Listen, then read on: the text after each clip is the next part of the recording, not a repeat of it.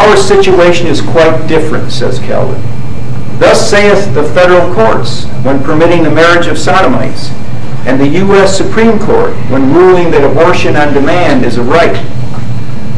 Before critics gloat, however, recall that Calvin inherited his version of permissible usury from the Roman Catholic nominalists.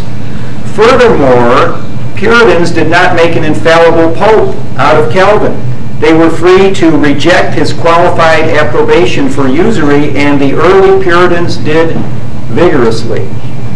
In the first decades of the settlement of the Massachusetts Bay Colony, Calvin's views on interest were ignored or interpreted in the narrowest manner most likely to obstruct usurers and harass their operations. Puritan theologians opposed to lending interest, including Arthur Dent, Thomas Lever, George Wither, William Greenhill, John Cotton, Richard Sibbs, William Perkins, Richard Rogers, and on, John Dodd, Thomas Carroll. It's not an exaggeration to say that early Calvinism and its offspring, Puritanism, in the first century and a half of its development in Britain, Europe, and America, perceived the market economy as the kingdom of Satan.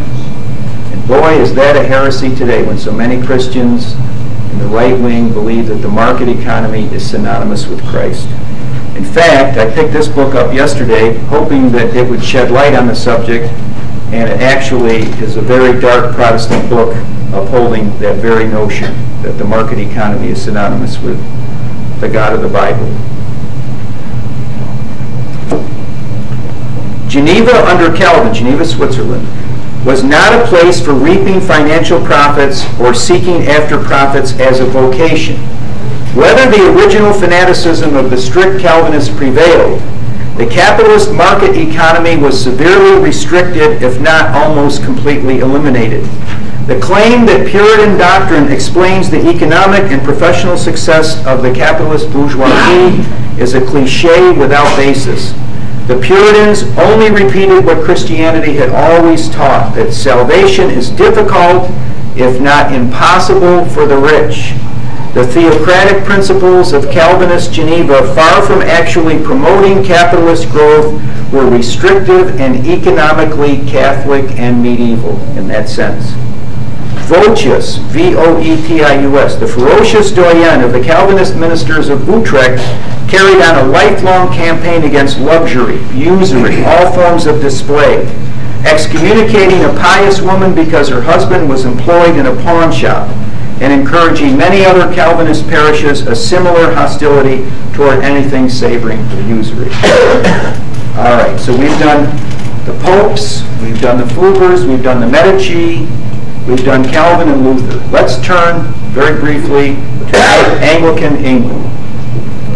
Right now there's a TV series called Wolf Hall. It's probably the first time in popular cinemas on PBS.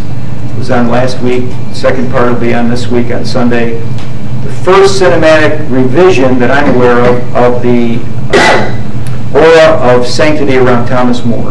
And it takes Thomas Cromwell's side. And it's not entirely accurate in that at all.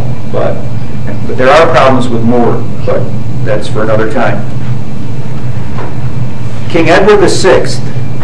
Okay, Edward VI was the boy king, remember, in Tudor England, who was often compared to King Josiah, because like King Josiah, he reached the throne at age 8.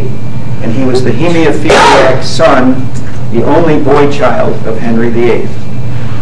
King Henry VIII took the papal rationale of Catholic nominalism, as personified by Eck and Calvin's rationale, as the basis for his deceitfully worded law of 1545, a bill against usury. This statute inaugurated the legal fiction that usury no longer meant all interest on a loan, but only excessive interest. This was the first law in the history of England to give connivance to the practice of lending at interest. And a high rate of interest was set for those days, 10%. After Pope Leo X, there was no Catholic ruler who could rival the boy king of England, Edward VI, for destroying usury. This fact is seldom mentioned.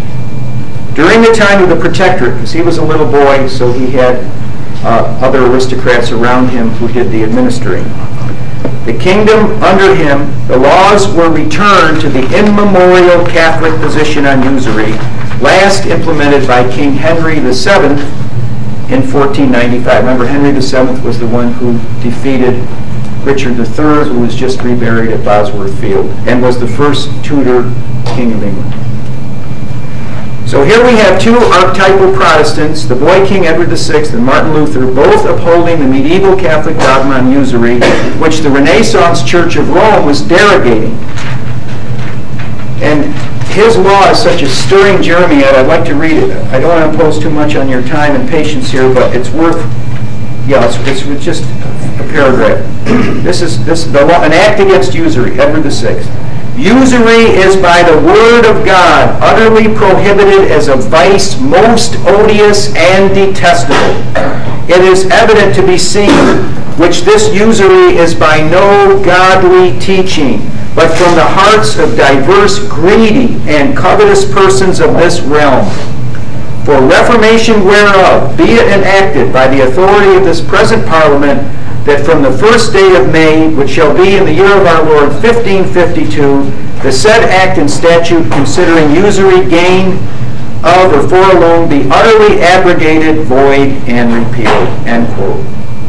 The Protestant supporters of Edward VI, who were both Anglicans and Puritans, termed usury praeter naturam, unnatural, idem ac hominum occidere, equivalent to manslaughter, proxima homicidi, next to homicide, and malum in se, wrong in itself. Protestants like Latimer, Lever, Crowley had no mercy for the moneylender. The doctrine of Edward VI, with its emphasis on the need of controlling the operations of merchants and financiers, reflected the conventional Christian mistrust of the money power. Where is that in the so-called Christian right today? If they don't have a mistrust of the money power, are they Christian or are they merely right-wing? Remember, as I've often said, right-wing and left-wing are artificial contracts. They're products of the 1789 seating arrangement of the French National Assembly. God didn't birth us as right or left. And the Bible has right-wing aspects to it and left-wing aspects to it. The Protestant clergy were demanding that usurers should be punished, as in the past, by canon law. The gentry had no intention of undertaking a crusade to protect the money bags and financiers who would squeeze them. And the peasants, King Edward VI Act of 1552 as to usury banned all interest. And it was under pain of imprisonment and fine, in addition to the forfeiture of the principal and interest. The Protestant Parliament declared all usury is by the word of God utterly prohibited, a vice most odious and detestable. This is exactly St. Anthony of Padua in his in the miracle of the usurer's heart, which the Catholic Church didn't want that name anymore. So if you look it up in modern Catholic books, it's now the miracle of the miser's heart. In other words, somebody maybe took excessive interest. But if you look in my book, there's a picture of the sculpture showing the miracle, and St. Anthony of Padua, whom most Catholics honor as one of the greatest of all saints, he was just as opposed to this usury. In fact, when these Anglicans and these Puritans are opposing it, they're basically echoing a doctrine that had existed in the Roman Catholic Church for 1,500 years. So let no one tell us whether it's Glenn Beck or some other right-wing talker or modern Catholic economist that the heritage of the Protestants is as facilitators of predatory capitalism. That came much later. These guys are certainly facilitators of predatory capitalism. And there are Catholic economists that fit that as well.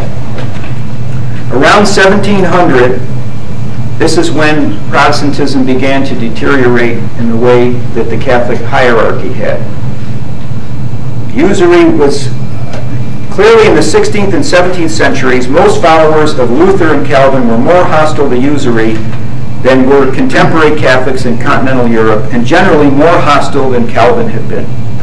For example, as late as the 1620s, the eminent English jurist Edward Coke, who was made Elizabeth I Solicitor General in 1592, unequivocally stated in pure Catholic scholastic fashion, that by the former parliamentary statutes all usury is banned and prohibited, and that usury is not only against the law of God, but the laws of nature. End quote. Many or even most early Protestants, especially in England, had inherited and fully maintained, indeed, with some considerable ferocity, the long traditional medieval Catholic view of usury as a vile, mortal sin which was against nature. John Jewel was the Anglican bishop of Salisbury, England. He termed usury the most miserable and shameful deceiving of the brethren. Quote, "Many simple men know not what is usury, nor never heard of the name of it, but that you may learn it and know it, and the more to abhor it. This it is. Usury is a kind of lending of money, or corn, or oil, or wine, or any other thing, whereupon covenant and bargain we receive again the whole principal which we delivered, and somewhat more for the use of the same. If I lend £100, and for it covenant to receive £105, or any greater sum than the sum which I did lend, this then is what we call usury. Such a kind of bargaining as no good man or godly man ever used. Such a kind of bargaining that men who have feared God's judgment have always abhorred and condemned. It is filthy gains and a work of darkness. It is a monster in nature, the overthrow of mighty kingdoms, the destruction of flourishing states, the plague of the world, and the misery of the people. It is theft. It is the murdering of our brethren. It is the curse of God and the curse of the people. This is usury. By these signs and tokens you may know it, for wheresoever it rains, these things will appear." These were words sincerely spoken by the Anglican Bishop of Salisbury. The 1917 Code of Canon Law of the Church of Rome, promulgated by Pope Benedict XV, May 19, 1918, declared, quote, "In the loan of a fungible thing, it is not itself illicit to reap a legal profit." End quote. The 1983 Code of Canon Law, promulgated by Pope John Paul II in Canons 1297 and 1305, repeats the permission for usury granted in the 1917 Code and exceeds it by requiring clerics in charge of church funds to invest them profitably at interest. The Renaissance Church of Rome established a charade of anti-usury, while it was incrementally extending ever greater latitude to usurers, knowing well that once the money power was unleashed, it would eventually rule the church. Parish priests and laity were kept in the dark and pacified by thunderous bulls and encyclicals anathematizing Judaism, Freemasonry, and avarice. Well, denounce the kings of the deals all you want, but if you permit them to control the money supply of the church, then they are the rulers of the church. The post-Renaissance papal anathemas and the enforced ignorance of the pay, pray, and obey sheeple notwithstanding. The founding of the Vatican Bank in the 1940s by Pope Pius XII did not just arise out of thin air. As with the nullification in Judaism of the Old Testament law by Talmudic modification, the papal loophole for profiting from loans of money under the name extrinsic titles and similar escape clauses contributed significantly to the erosion and overthrow of the Church's dogma on usury. Anglican Bishop John Jewel defined usury thus: "There is never usury without loss to the borrower," end quote. In all cases where a borrower repays a loan on time and in full, any charge of any kind besides the return of the principal represents a profit to the lender and a loss to the borrower and constitutes usury.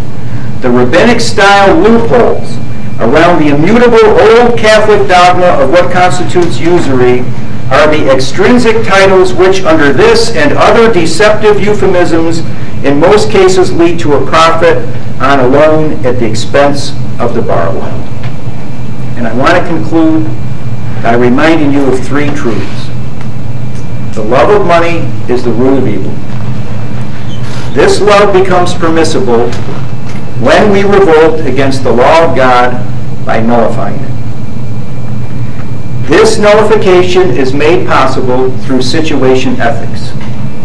I have heard Catholics say that modern banks didn't exist when the Church proclaimed interest on loans of money to be a mortal sin. This is their appeal to situation ethics. It is tantamount to saying that biblical condemnations of anal sex between men are cultural fixtures of the past, having no application to our postmodernist world. But once we nullify the divine law of God and permit the love of money to gain a foothold, we open Pandora's box and every other evil is unleashed. The nullification of the divine law is symbolic of man playing God. It is by this means that we kill babies in their mother's womb. No human being has the right to abort a child planted in the womb of the mother by the Creator. It is egotism and diabolic pride which permits it. No human being has the right to genetically modify food, and I'm not referring here to hybridization.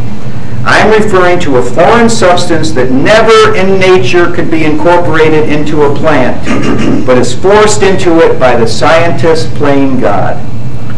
All of these evils are weaponized by situation ethics and are derived from disobedience to the law of God.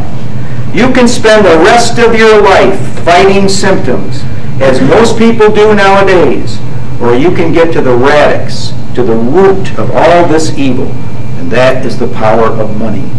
The power that attributes wealth to sterility, which Dante decried in his divine comedy, The Inferno. In our society, the most money is not in the hands of where it should be. It's not in the hands of the manufacturers, the explorers, the inventors, the farmers, the mechanics, and the builders. It is in the hands of the manipulators of numbers and the parasites who live off the sterile dead hand of money, having money breed money. The following is from a full-page advertisement which Monsanto Corporation placed in national magazines in 1980, and I quote, "All foods, even natural ones, are made up of chemicals, but natural foods don't have to list their ingredients, so it's often assumed they're chemical-free. In fact, the ordinary orange is a miniature chemical factory, and the good old potato contains arsenic among its 150 ingredients. This doesn't mean that natural foods are dangerous. If they were, they wouldn't be on the market. The same is true of man-made foods. All man-made foods are tested for safety, and they often provide more nutrition at lower cost than natural foods. They even use many of the same chemical ingredients. So you see, there really isn't much difference between foods made by Mother Nature and those made by man. What's artificial is the line drawn between them." End quote from Monsanto Corporation. Monsanto Corporation is advising us that the food created by man playing God can be nutritionally better for us than the food which God put on this earth for us. And oh yes, it's cheaper too. It's cheaper as long as you have your cancer, heart disease, and diabetes hospital insurance fully paid. This was the mentality of Monsanto in the 1980s, which led to the 21st century practice of genetically modified organisms, and continues to lead us down 1,000 different paths toward hell on earth, by means of man usurping the powers that belong to God alone. Monsanto breeds crops in a laboratory. This is not health. Usury causes money to breed money. This is not wealth. Almost all of our problems can be traced to this counterfeit. Thank you very much.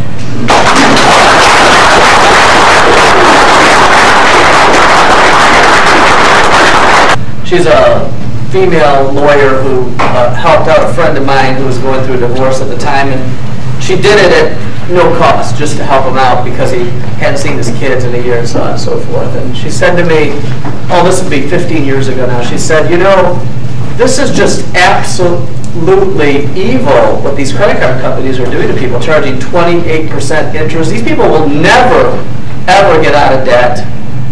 they're just going to make that minimum payment forever. They're going to die, and then the debt will be written off. And I'll never forget that because, you know, I've got, as you saw, I still have a roll of, you know, libertarian books on my shelf, and, you know, buyer beware and all this kind of stuff. But, you know, people are weak. People find themselves in situations, you know, and then if there's somebody around that practices situational ethics, they'll take advantage of people. They'll charge them 28% interest. They'll sell them pornography. They'll maintain houses of ill repute. They'll do these evil things. And so, you know, I migrated away from libertarian economics because is it any wonder the same people who say buyer beware don't have a problem with porn? They don't have a problem with the legalization of prostitution. These are people with the same mindset. You know, the libertarians, the Ayn Rands, and the other freaks of those are genetically modified people, by the way. Okay. So there's something wrong with them. They don't think right. No, I don't believe in situational ethics. I wasn't taught situational ethics by my dad, and I told you know, you mentioned our daughters and so on, and I told my wife not to tell any of our children that there really is not a firing squad on retainer. Don't tell them that till after they're married. So, anyway, we got the question and answer session coming up right now, but before we get to it, I just want to, you know, say these books are very unique that you've written here. You're not going to find these books at Barnes and Noble. You have to really look for information like this. You don't have to agree with every last thing in the book. This is scholarly work. It's footnoted, and it's up to you to challenge it. It's up to you to refute it if you want to do or want. Medici's and the Fuggers get the money in the first place to lend to Rome. In the case of the Medici, you have the basic familiar clan structure of Italian culture, and we see this in many other cultures in terms of mutual self-help, and then the manipulation and domination of the city of Florence, which produced many of the popes. So it was a matter of tribal collusion, and also with right people at the right time. With the Fuggers, Jacob Fugger was an entrepreneurial genius and began out by his hard work in industry to gain a money supply. Also his diplomacy, because he wasn't just concentrated on Rome. In the early days, he was banker to the Habsburg aristocracy, including Charles V. I know in Germany today the Fuggers are widely admired because the Fuggerize, those charitable organizations where they take it, so they have good PR. Okay, in order to be good stewards of extra money that I make in my vocation, I don't put my money in a mattress. I think you answered the question at the end. You would say instead of putting your money out in interest in the bank, that if I want to be a good steward of my money, then it seems to me I will be looking for manufacturers, explorers, farmers, inventors, and other people that are.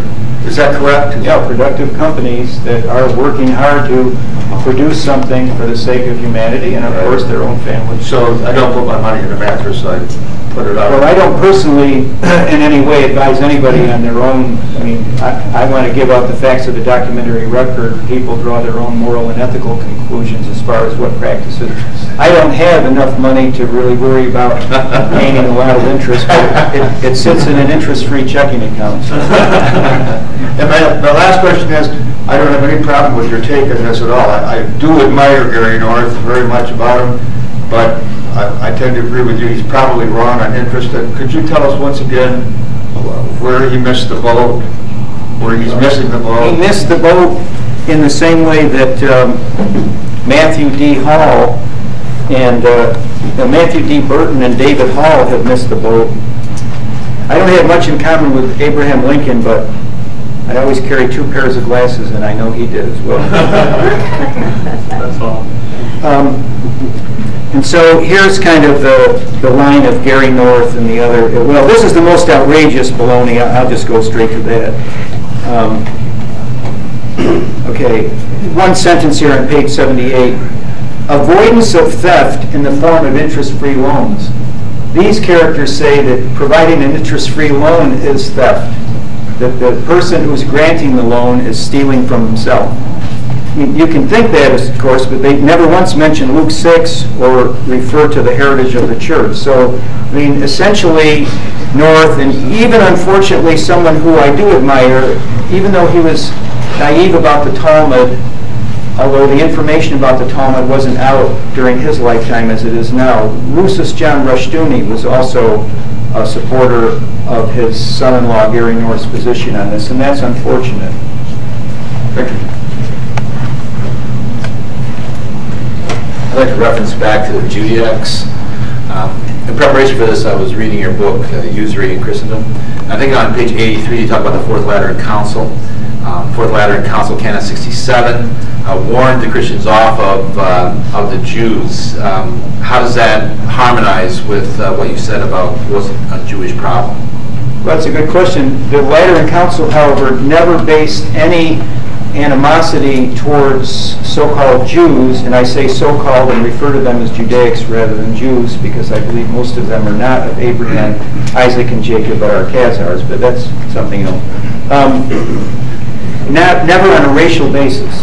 Always on the fact that you hate the sin but love the sinner. So since they were connected to a grievous sin, blasphemy against Jesus Christ and his blessed mother, denial of Christ's resurrection, therefore they were outside of the protection of Christian society on the basis of that, in the sense that they had certain disabilities imposed on them, and that's what the Lateran Council did. But I do want to make the distinction that the Catholic Church, in its original impetus, would have always accepted Judaic people who were sincere converts to the church. So those disabilities could have been lifted whenever anyone heard the voice of God and converted to the faith of Jesus Christ. So it was strictly in relation to, as St. Paul said, the principalities and powers to which Judaic people gave their allegiance.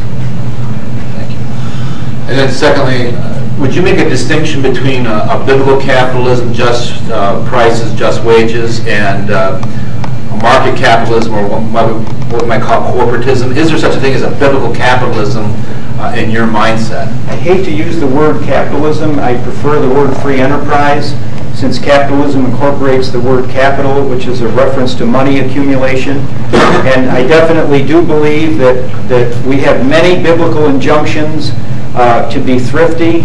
And also there are borrowers who can be creditors on lenders and not paying the loan back on time. And of course, once that happens, then there are penalties that are non-usurious for the loan, because the debtor is not a saint or a type of impeccable person who never commits a sin. The person who gives the loan can also be wronged against. What's happened is there's been a deliberate manipulation of the ambiguity around the penalties that should be associated with those who don't pay back a loan, and the gray area from that has created more specious, in my opinion, grounds for justifying interest on loans. But yes, I think the Old Testament and its admonitions to stay out of debt, to be thrifty, to not be a borrower whenever possible, is the basis of what we saw as I've traveled throughout here, Michigan, seeing the Dutch people in Grand Rapids and being aware of the, I was up in Minnesota, of the German and Swedish Lutherans who helped to build this country, not on usury. They were mostly farmers, based on biblical thrift and virtues that they had inculcated from the Bible. Yes, sir. You've talked about in early England, or in England post-Renaissance Reformationary England, there was a continued hostility to usury. Both Anglo-Catholics like Andrew Lancelot and Calvinists seem to have that. That did not seem to be true on the continent, where the Calvinists seem to be more friendly toward usury, as opposed to the Lutherans that continue to be hostile. Is there a distinction, and when did that distinction break down between English Calvinism and the Calvinism of the continent?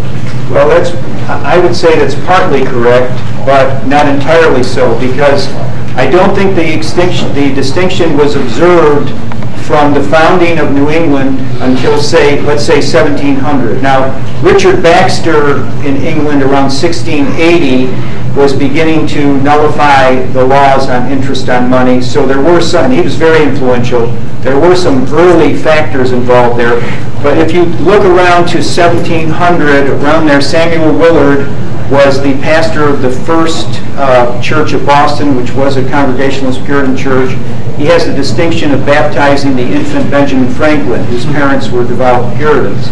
Willard, it's quoted in my book, I quote his entire sermon on usury, was definitely a nullifier. But when you look to the original founding of Plymouth, and that's again in my book, John Cotton and Governor Winthrop were basically, even though of course they were Protestants, reflecting Catholic medieval thinking, and they had really given a hard time to financiers.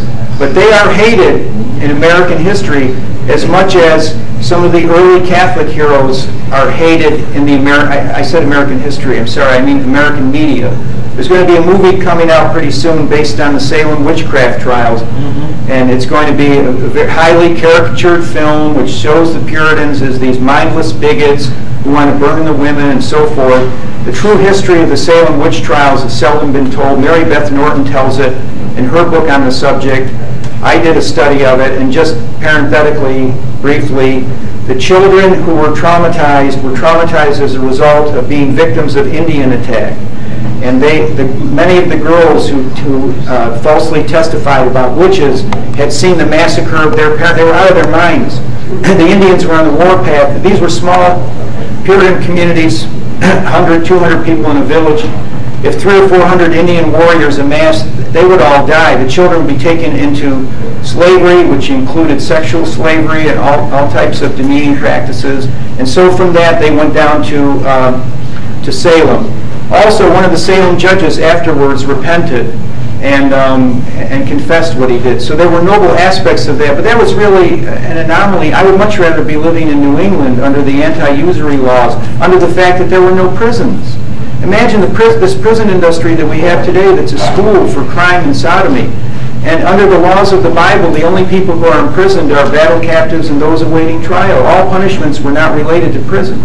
And so there were some remarkable applications of Mosaic law to modern times. Did they do it perfectly? No. Did it degrade in time? Yes, because eternal vigilance is the price of liberty, and they weren't eternally vigilant. But I ask you to study the original New England under the governor, and especially John Cotton, and you will see that they fought a very noble struggle. And we could revive that today, and that is the roots of America. Congregationalism fundamentally established many of the principles which the Founding Fathers were guided by, in spite of the fact that Freemasonry was the hippie movement of the 18th century, and we could talk about that in the ways that, some of that occluded a fundamental truth. 3 quick questions. The first one is the House of Fugars. Is it right? I've heard before that they were Jewish, so I was just wondering if you could give me resources where I could look to see what their history was. Well, let me ask you, what's your resource for saying they were? My father, mostly. I've done too much research, but my father has done a little bit. He may be right. I mean, I have taken the word of the historians that I consulted who have said that they were definitely Catholic Gentiles, but on the other hand, how many of us can trace our genealogy back 300 or 400 or 500 years? Some of us may be Khazars unawares, but to the best of my knowledge from the extant historical record, they were called Roman Catholic. I do want to advise, and I'm not indicting your father in this way, there is a tendency in our movement to believe that, and I think it's also sown by the cryptocracy, to believe the idea that if somebody is evil, purely evil, then he has to be genetically Judaic. Yeah, and I agree with that. I agree with that. That's something that's out there. And if the Gentiles fall into it, well, it was an accident, the poor guy was seduced and everything else. And when you read the great prophets of the Old Testament, Isaiah, Jeremiah, they weren't disrespecting the Assyrians and the Babylonians. They were hammering Israel for their weaknesses and their failures. And so in the cryptocracy, a con man is always going to be the guy that gets up and flatters you. He's got something to sell. And so many people in our movement flatter us, and I don't see a whole lot of grounds for flattering 21st century Gentiles. and going after the Judaics. And so I just caution people to be careful of that line of inquiry. But your dad may be right, and if he can provide you with a source, I'd appreciate having access to it. Okay. And the other question I have is inflation. Is that not a form of usury, and how would you deal with it because you can't escape it? Daniel? Run that by me again quick. Inflation, is that not a form of usury? And since we can't escape with that, how would you deal with it? Usury is perhaps the biggest cause of inflation. What happens is our federal government borrows. We have a national debt of about over 17 trillion today, and it continues to rise. Why is that? And James over there knows the reason. It's very simple. Bankers create money out of nothing, but our Treasury Department issues bonds so they can get that money. Well, obviously they have to pay back more money with the interest than the actual bond amount that was issued. So the debt is continually increasing. There's a big hockey cup graph of that. And it's very simple. They have a scam going. Yeah. So basically you're saying the way to get rid of inflation is to get rid of it, usury. And that's the reason for it. It's the usury. Well, they create the money out of nothing. Why do they have to charge usury for it? The third question that I have is liability and stock, or the whole idea of that seems to me to fall into usury as well, because the whole idea that you can give out money in return, you can get money in return for nothing. What was that again? Like the stock market and that, because you're not actually investing. You're putting in money, but you're getting it's like limited liability. I'm guessing it's limited liability, the same thing. But as long as there is some risk, and as long as it's in a productive company, and as long as your return is based on whether the company fails or doesn't fail, it doesn't qualify. Otherwise, we're getting such a restricted aperture on economics that we're not really then able to engage in free enterprise. All right. Thank you. I read the book that you spoke of earlier by S.C. Mooney. It's the first time I'd ever read a book about usury. And it really was like mind-blowing. It was, I'd never heard anything in 30 years ago in a church, in many different kinds of churches, never even heard it talked about. And, but it challenged me too. Like, for instance, I own a home. Right now, for the past couple of years, I have had a good friend living with me, and he's been paying me rent. Well, S.C. Mooney says that rent is a form of usury. That would be my first question. I would disagree with him because you are not selling money. You're not renting out money. You are renting out a tangible good. And so it isn't based on your manipulation of numbers or something sterile. You have to maintain that home. You have to provide him with heat. And even if he pays for it, you're the one who fixes the furnace. And so there's another case of a sincere product which you are offering to him, and in return for that, he's taking the rent on that. So it isn't like the rent of an item like money or something like that. So it's not, you're not a parasite because you're a landlord. Unless, of course, you were extorting this person in some way so that you were forcing him into renting your property at a high rate through some form of extortion. The second question may be for him. You know, what do we do?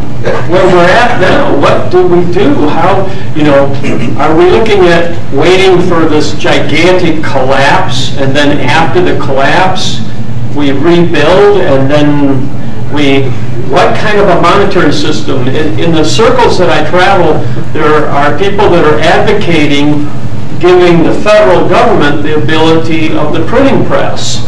They want to take it away from the bankers. And they think that that would be a solution. And myself, I've always been schooled by people who think of the Bible as the first textbook that we go to for any kind of question. And so for me, I see, you know, gold and silver. It looks to me is the biblical form of money. And, so my question is, what do we do? And then if it does all fall apart, then what do we rebuild? Well, let's go to the New Testament in one of James's epistles, where he says that our gold and our silver will become cankered. Apparently, New Testament status for silver and gold are not necessarily going to be on an equal par with Old Testament standard, because there are a couple of notations in the Old Testament where it says that only gold and silver will be your money. But now we have a New Testament point here where the money is going to fail in the end anyway, and it's all proven by the anti-usury laws to begin with.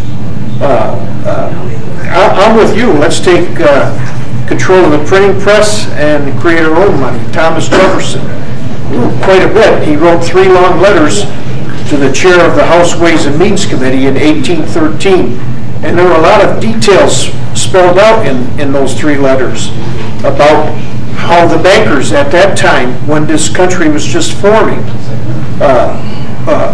ran the printed notes that in excess of what they had gold and silver in reserve. So it didn't matter to the bankers back then even. They would just print whatever was necessary to satisfy their immediate needs to make loans and keep making their usury. So it's always been private creation of money in this country with the Medicis in Italy. It was the Roman Catholic Church. With the Fugars, they were a private dynasty, as were the Medicis in Florence and Genoa. But over here, it was all private banking. So what we've had here is the result of private bankers charging interest on loans. Now,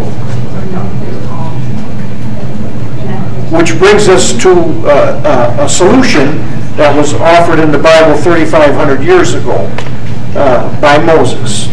It's a very simple solution if you look at biblically.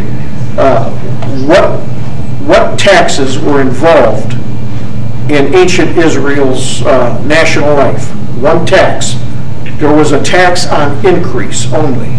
If a person had a house and a family, and at the end of the year they had their personal wealth hadn't grown any at all. There was no increase. Say the crops failed and their animals had not reproduced and there was no increase in their wealth. Well, they wouldn't pay any of the increase. They wouldn't pay the tithe. It was only based on the increase in wealth that they had. Well, we could, if we did this a similar thing today by creating our own money supply to pay for the costs of government, well, and also for infrastructure like roads and buildings and police, municipal governments, state governments. If we paid for all that with through direct emissions of currency from the federal government, well, you wouldn't have any need for all these oppressive taxes, would you? And yet all of these other things would still be paid for. The only problem could come when you keep pumping money into the economy. It could inflate the money supply, and then you'd have the incipient inflation also. So how do you regulate the money supply to be in balance with the gross domestic product? You have a tax on increase. It could be 3%, 4%, it could be 10%, all based on how much money is being saved, the quantifiable amount of the gross domestic product that industry is producing and agriculture. You know, this is all doable, but none of the economists are telling you about it. And it's very simple. It's based on the government directly creating the money. And they've proven they can do that already. The Federal Reserve just prints it. Well, they don't even care if you want the money printed anymore. They'll ask the people over at Treasury Department, well, do you want credit or do you want us to print the money? It doesn't matter to them because they do it in cyberspace now. I don't know if you've read John Perkins' book, Confessions of an Economic Hitman. Well, he explains all that in there, and that's how our government trust is in the people today. It's all smoke and mirrors. And I want to remind you that Daniel Kranicki is the author of a booklet that we have on the table there, very well worth reading. He's going to be expanding it soon, but he is a scholar of Thomas Jefferson's views on economics, and it's worth taking a look at. Yes, sir?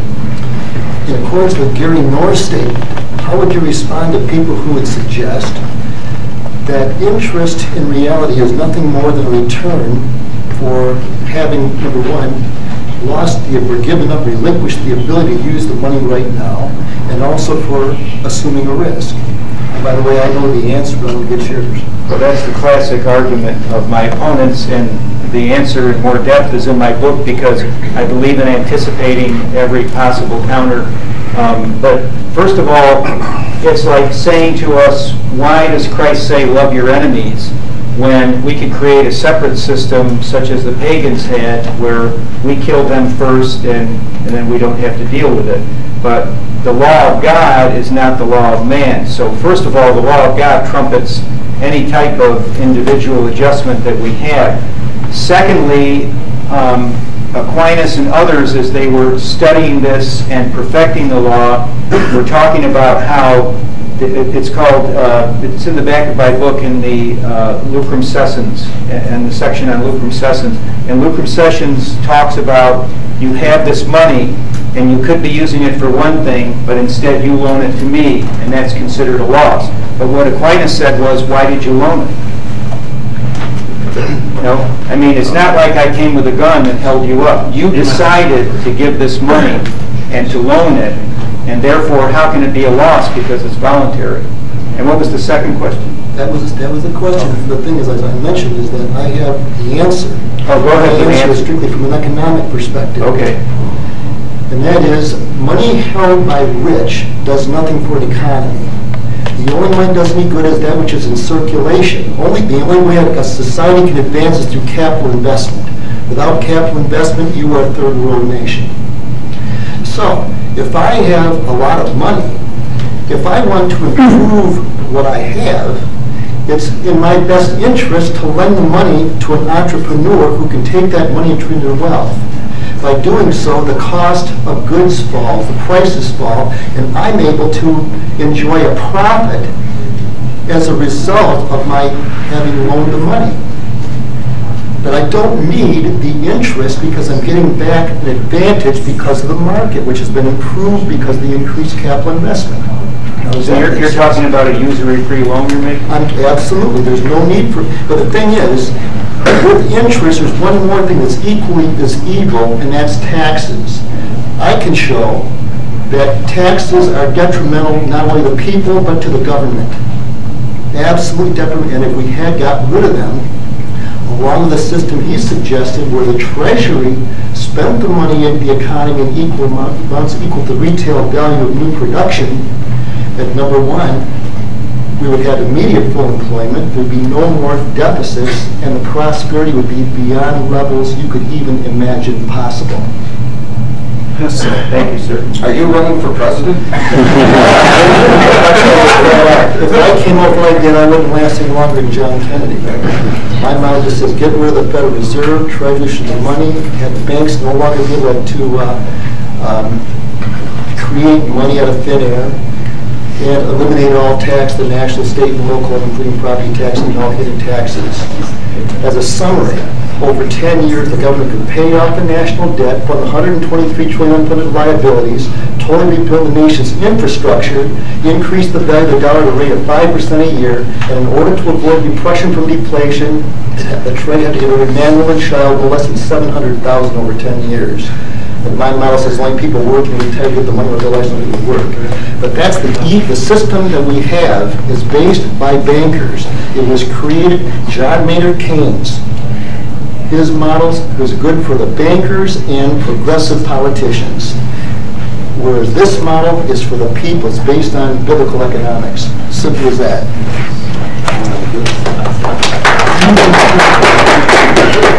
Another one. Mr. Hoffman, you've used the word several times today, cryptocracy. For those, and I don't know all of it, obviously, but for those that might not be that familiar with it, can you give us an overview of who they are and what they do? It comes from Walter Bauer's book, Operation Mind Control, a classic in its day. His ex-wife actually lives in Coeur d'Alene, and I met her recently, very interesting lady. He was connected with the billionaire Mellon family, but he was a good fellow. I think he actually just married this woman out of love. It's hard to believe as that may be. But the cryptocracy, obviously from the root of the word, means a group that is built around secrecy and the maintenance of secrecy. Because I don't like to refer to it as the Masons, as the Kabbalists, as the Judaics, as the Republicans, as the Democrats, because I think all of those have a capacity for distortion. And human nature by itself, since the fall, everything is distorted. And none of us is, except where we're quoting Scripture or inspired by the Holy Spirit, is 100% accurate what we're saying. So my goal as a historian is always trying to pick what the French call les mots justes. I hope I pronounced that correctly. We have a French teacher here. And so with the cryptocracy, obviously they have maintained their power through money and then through secrecy. But one of the things that I've been concerned with for many, many years is what my mentor, James Shelby Downard, called the cryonic process of the cryptocracy, and he called it the freezing and thawing of information. So that I used to be a reporter for the Associated Press in New York. Thank you, Nicholas. Oh, that's yours. Okay, I thought I was going to me. Get you one. You got one. Yeah, I do. And I was covering as a reporter the Son of Sam murders, and in New York. And David Berkowitz maybe did one or two of them. There's no way that he did all of the 6 or 7 murders involved. There's a huge cult behind it. And Newsweek came out 2 or 3 days after Berkowitz was arrested. Case closed. You know, and the cops declared case closed. Well, whenever if you've been a cop or you've been a reporter who's on the police beat, you know that every investigation really begins in earnest the day the perpetrator is apprehended. And it's not closed because he may not be the perpetrator, and what about accomplices? Same thing with Ted Kaczynski. I was on the scene for that in Lincoln, Montana. Case closed as soon as he was arrested. Well, he was part of an environmental network, and the FBI wasn't looking for accomplices. Why is that? Maybe they knew he didn't have any accomplices because maybe he knew he wasn't responsible for most of the things that were attributed to him. So you see with Son of Sam originally, David Berkowitz is the Son of Sam. A dog gave him his orders and he went out on this killing spree. These cartoon images. Then years later, Maury Terry, who it turns out was a schoolmate of David Berkowitz's, releases a book that's about 60% fact about the cult behind it. He fudges a lot of the other facts, but 60% offering evidence, and it's published by a major company, not self-published, not an Amazon title. Tens of thousands. So what are they doing? They're telling us after the fact. They're freezing the information at first, and they're thawing it out because it's a process of mind control that leaves us in awe of the aura of invincibility that they want to establish, and they are establishing it in our day because of this tremendous defeatism that people are experiencing now. Where I live in North Idaho, we're really burdened with survivalism. People are obsessed with stockpiling guns and water and all those types of things. Of course, it's very good to be prepared for disaster. You know, like the Boy Scouts say, be prepared. But I mean, I can't see making a lifetime career out of stocking food and ammunition and things like that.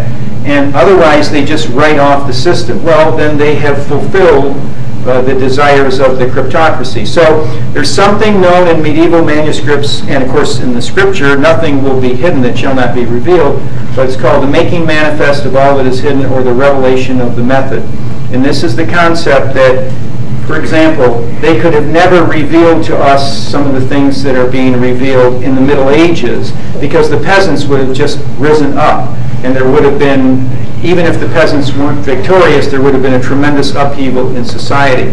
But now they can reveal to us some of the things that have been done to us because we've been sufficiently processed so that we're immobilized paralyzed by the information. Instead of acting on it, we become more in awe of this thrill machine that they put out there. And instead of saying, I'm going to try and find out who did kill Kennedy, or if they're all dead, I'm going to try to find those who covered it up and continue to participate in the cover-up.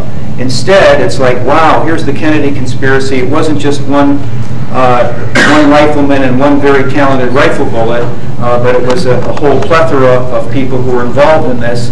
No, we're amazed. We watch the Zapruder film, and then they get us into this machinery of what I call giving Frankenstein's monster a jolt, because it's almost like we're already on the autopsy table, and the only way we can be animated is by another tremendous thrill, and the thrills have to be ever more increasing and accelerating in their intensity, and then we're animated a little bit by this thrill or that thrill, or this conspiracy or that conspiracy, and then we tend to sag into our own demoralization and cynicism. Certainly with the Kennedy assassination, ever since I was a child, I was a little boy when he was assassinated, it struck me to the heart. I've had an opportunity to be part of the Kennedy conspiracy investigation. On the 50th anniversary, we did a 20-page magazine on it.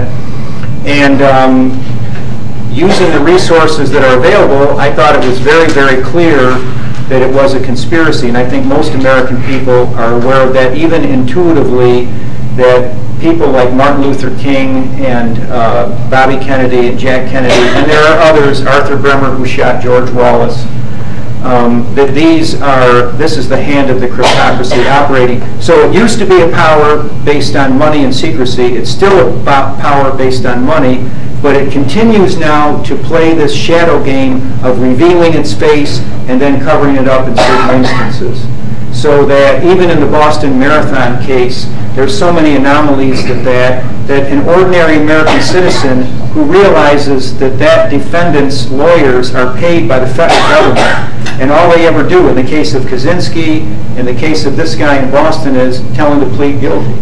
And meanwhile, they take the defendant and they put him in sensory deprivation. When Kaczynski was being sentenced, the judge didn't ask him, have you been on psychotropic drugs for the last week or the last month? He asked him, have you been on those drugs for the last 24 hours? Well, if you've been on psychotropic drugs for most of your incarceration, or even a month of it, they're still going to be in your bloodstream. They're still going to be affecting you more than 24 hours. So that's an indication of how this system is working.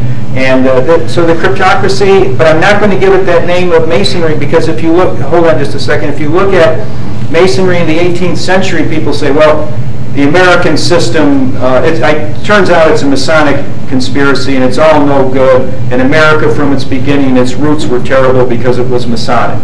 Well, first of all, it wasn't wholly Masonic. One of the things the Masons do, they're like the Soviet encyclopedia. You know, the Soviets used to claim credit for every invention, and the Freemasons claim credit for every founding father, and that's not true. Freemasonry in those early days, in the 1700s, was equivalent to the hippie movement, roughly, of the 1960s and 70s, where kids were tired of the hypocrisy of their parents, go to church on Sunday, go to work on Monday and steal, go to church on Sunday and pray, and the hippie movement came about as a result of it. It ended up being perverted and degraded and leading to all kinds of evils. With Freemasonry, Freemasonry was born out of its advertising slogan that we are not going to involve you in the wars of religion. American people, those who sailed across that difficult ocean journey to come here, were horrified and scandalized by the wars of religion, where Protestants and Catholics had slaughtered each other's men, women, babies, and children. And Freemasonry said, we are an alternative to priestcraft, and we are an alternative to wars of religion. Even people like, well, Jefferson was never a Freemason, but even people like George Washington, others, were seduced by this. Even though, if you take a look at what Freemasonry really is, which is Kabbalah for Gentiles, and you see the titles that they have, Grand Hierophant, all these other vainglorious titles, it is a priestcraft, only it has enough cunning not to call itself a priestcraft.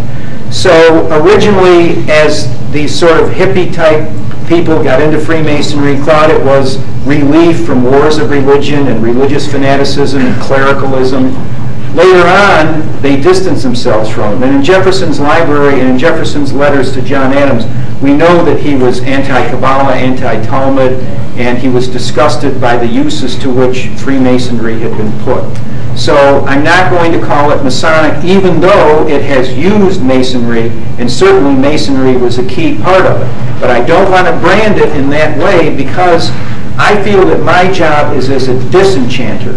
I believe that when people say, I would love to be enchanted, and you get these songs about, oh, I want to be enchanted, what you're really saying is you want to be fooled, you want to be deceived. And that's the inherent nature of the material world is deception. It's inherently deceptive. And what I want to come along is disenchant people. And that's often not a very popular vocation. Because more often than not, people want to be disabused of one falsehood, and then they seem to be gratified by addiction to another falsehood.